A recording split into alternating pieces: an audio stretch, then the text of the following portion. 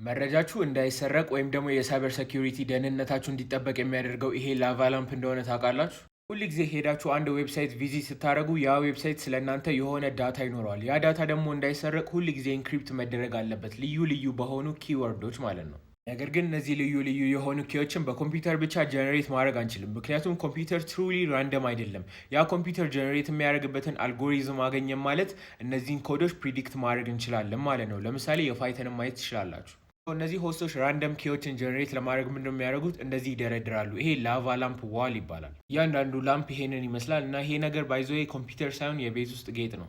እዚህ ውስጥ የምታዩት ነገር እንግዲህ የሚንቀሳቀስ ነው። በጣም ኬኦቲክ የሆነና አንድ ጊዜ ያሳየውን ፓተርን በፍጹም አይደግመውም። ይሄ ደግሞ ለራንደምነስ በጣም ፐርፌክት ነው። አንዳንዳቸው ላይ ካሜራ ይደቀንና እንግዲህ ፎቶ ያነሳቸዋል። እነዚህ ፎቶዎች በተአምር ተመሳሳይ ሊሆኑ አይችሉም።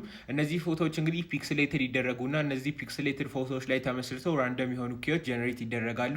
እነዚህ ኪዎች ትሩሊ ራንደም ናቸው፣ በፍጹም ሊደገሙ አይችሉም። በዚህ መንገድ ማንም ፕሪዲክት ሊያደርግ የማይችለውንና ምንም አይነት አልጎሪዝም የሌለውን ኪዎች አገኘን ማለት ነው። ላይክ ማድረግ እንዳረሱ እና ደግሞ ፎሎ አድርጉ።